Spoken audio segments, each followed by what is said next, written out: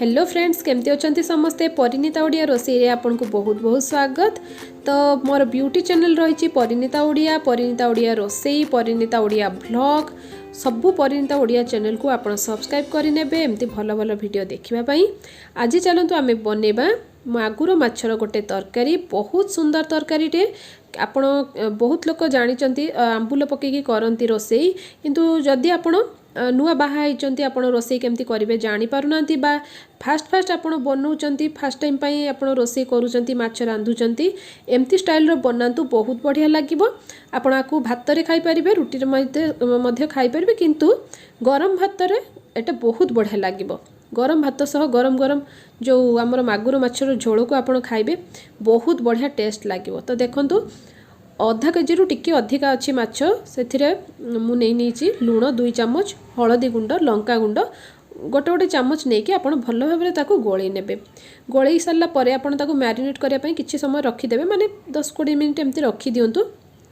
देखंतु भल भाव में आपको सबू पीस रे लगी जा दरकार ये जो हलदी आ लुण लंका जहाँ भी आम मिक्स करें भल भाव में लगी जा दरकार। जदि आप चाहती ए अदा रसुण पेस्ट जो रही अदा रसुण बटा टिके पकईकी गोले नहीं रखिपारे। तो मुझे पकईनी खाली एमती सिंपल भाव में करुँची। तो देखंतु भल भाव में मैरिनेट करके आप सबूरे मिक्स करके एमती सब पीस रे लगेकी रखिने। तापर चलतु देखा ए कौन कौन आम मिक्स करवा। देखंतु धला सोरिष आ जीरा मुझे रखी यार क्वांटिटी आपण ऊपर निर्भर कर अधिका ग्रेवी दरकार माने आपणकर मसलाटा बहुत अधिका दरकार तापर अधिका नेबे नहीं तो 2 चामच सोरिष सहित 1 चामच जीरा नहीं गोटे रु 1.5 चामच मापर धनिया नहीं धनिया माने कंचा जो गोटा धनिया। तापर आम गरम मसला नहीं नबा से गोलमरीच नहीं मुझे आमर जो नहीं डालचीनी गुजराती आपण पाखे जहाँ गरम मसला थी आपड़ से नहीं जी जो खड़ा मसला आपण पाखे जहाँ भी थी। तापर मुझे टमाटो किछि गोटे बड़ टमाटो आप नहीं पारे रसुण नहीं अल्प अदा बहुत छोट गोटे नेबी पियाज काटी थी दुईटा माने मीडियम साइज 2टी पियाज अधा मुझे यूज करी अधा रखी कड़े मु अलग भाव में यूज करी आपको देखिए से केमती कौन कराब। तो अदा मुझे नहीं गोटे छोट पीसटा ताकू काटिकी देखो मुझे पकई नौ अदार मात्रा बहुत कम नहीं मुझे। तो आपको भल भाव में आम ग्राइंड करनबा सबू सुखा मसला को मुझे ग्राइंड करनबा। जदि आप चाहती ए लंका 2 रु 3टी सुखिला लंका देकी आप ग्राइंडिंग करें। मुझे काश्मीरी चिली टी यूज करी कलर भल आसवाई तरकारी रे।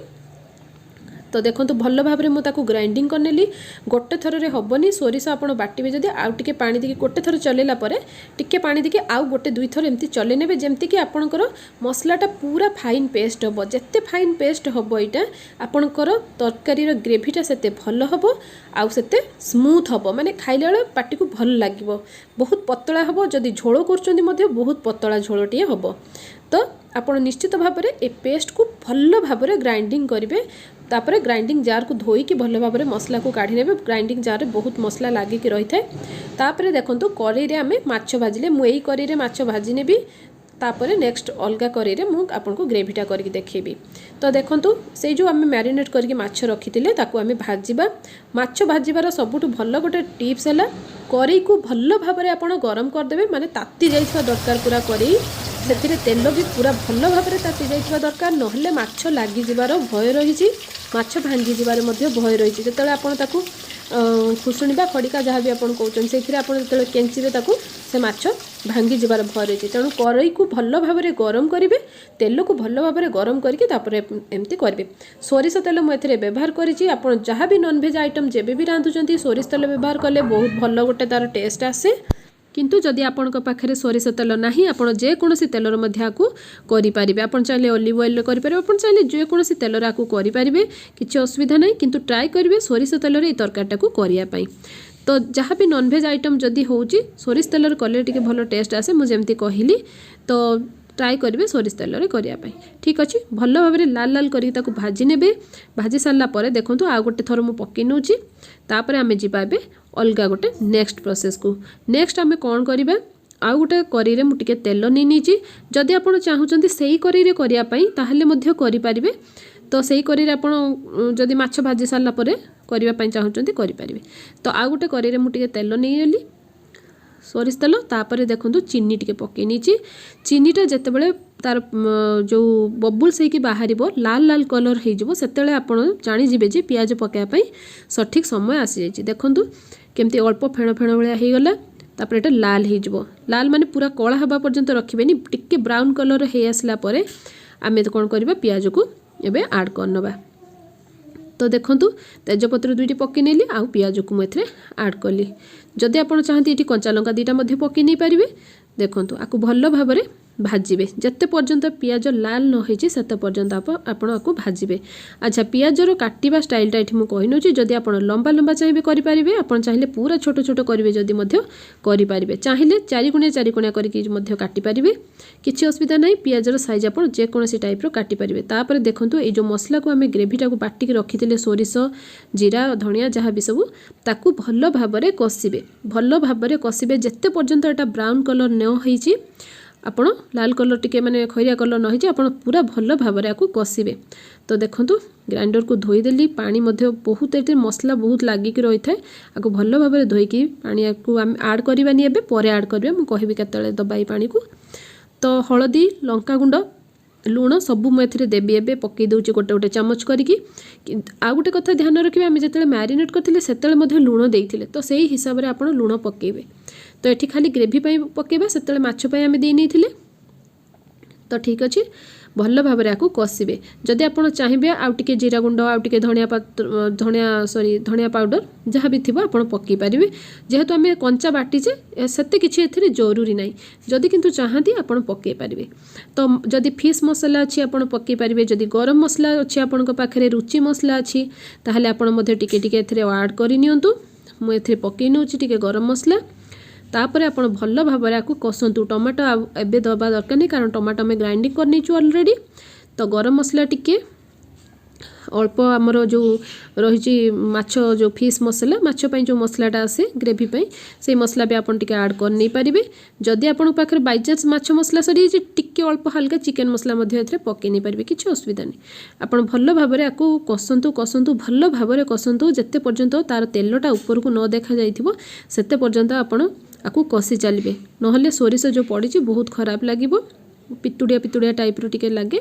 तो भल भाव में आपको कषिबे। कषि सारा पर से जो पानी आम रखी थे धोईकी ताकू ऐड करके आउ टिके फुटई नेबे, कारण से भी सोरिष भाग थी ना। तो भल भाव में ताकू आपण पानी को ऐड करनेबे। कर सारा पर आपण देखंतु इठी आलू को भल भाव में कसंतु। एटा मु गोटा आलू करने चाहिए आप सीझा आलू करें। मते टिके टाइम सर्ट थिला सेतिपाई मु गोटा आलू करिछि। गोटा आलू को माने काटिकी कंचा आलूटा को करिछि, सीझा आलू करिनी। कंचा आलू को सरू सरू करिकी पूरा काटिनी जेमती जल्दी तरकारीटा बनिकी रेडी हो जिवो। जेमती कि जानिचंती मु ए चैनल रे सब शॉर्टकट रोसई देखाए, सेतिपाई आलू को सिझेकी आ प्रोसेस अधिका लंबा करने मुझे चाहिए। आपण पूरा पतला पतला सरू सरू करके आलू को काटी नेबे, आपन को सिझेबा आ दरकार पड़िबनी। ठीक अच्छे। ताकू भल भाव में फुटे नेली, ढांकी दिंतु। आप 20 मिनिट खंडे ढांकी दिंतु। भल भाव में सीझीगला आपड़ से माछ ऐड करेंगे।